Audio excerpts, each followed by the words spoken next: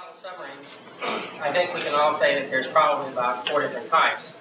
And they can probably be best described as dynamic diving, those models that just use their forward diving planes or aft diving planes, and with the propulsion from the propellers drive them underwater. There's one of those boats in here today, and I have fond memories of it myself. I think, how many guys here started with a dynamic model of a submarine? You look here into the room, I think you see about 4 or 5. These were the first boats that became available, and the earliest of technology and everything else. And while they look maybe not only semi-scale today, and while they may not operate with all the sophisticated equipment that we have today, they were certainly the beginnings for all of us, for a good part of us. The next class of boat can probably be described as one that uses a reversible pump.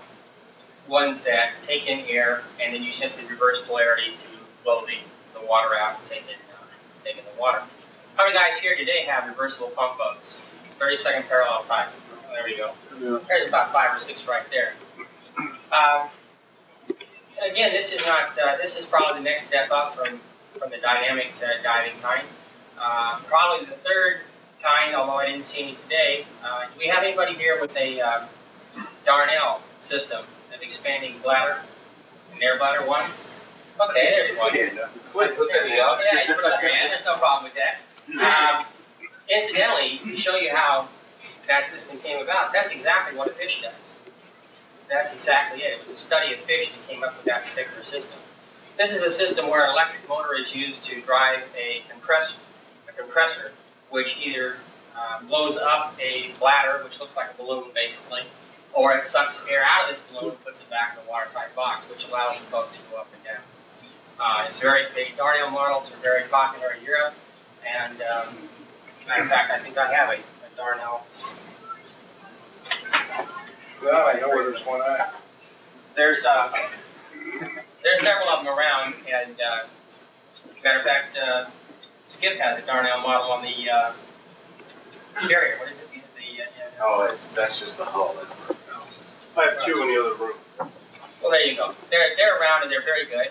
They work well for what they're supposed to do. It's a real good way to go in lots of ways. Another system that is from Europe that is currently in use a lot is the Engel pump system. MRC's kits that you see, the Patrick Henry kits or the Gato kit that they put out, utilize this system. This is a system where matter of fact, I happen to have one here. This is an Engel pump. Basically, this is nothing more than a motor attached to a jack screw that has a rubber plunger in the inside. And this plunger acts just like a giant syringe. It either sucks the water in or it pushes the water out. It has some very good uses. My Type 9 that you guys saw running at the pond today utilizes 4 of these. That's what makes it go. So that's another type of system that's available. And all of these systems have their good points, their bad points, and their limitations. And we'll try to hit on some of those as we go. Probably the last system that is currently being used is a compressed gas system of one type or another. This is one of Skip's tanks. This utilizes, he's got a Freon tank right built into the tank itself.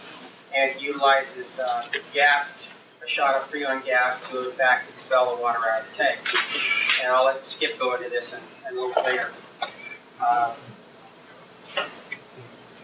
Matter of fact, speaking about that system, this is a ballast tank from a Dennis DeBoer hull that I have modified for Freon. It has a mechanical vent top, and then this is the, now bear in mind that this was set up for salt water. This is the Freon tank arrangement that goes to that.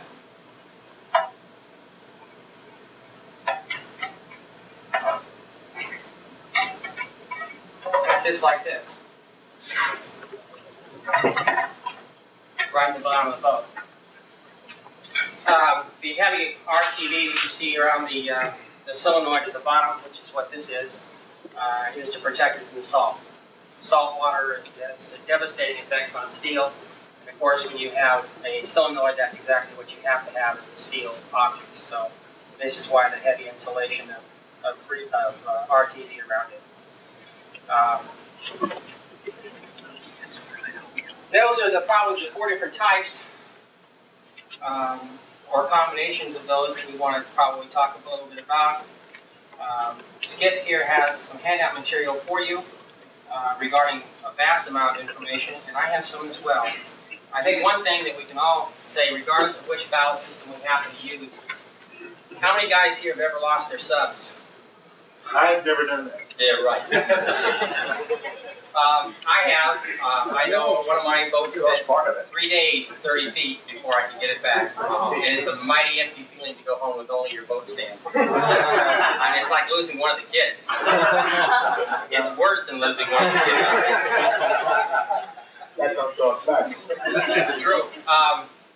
So I think probably my biggest contribution to this particular gathering today is the fact that I have for each of you a diagram and a parts list to build a fail-safe system, which is a missing pulse detector. Some of you have those already.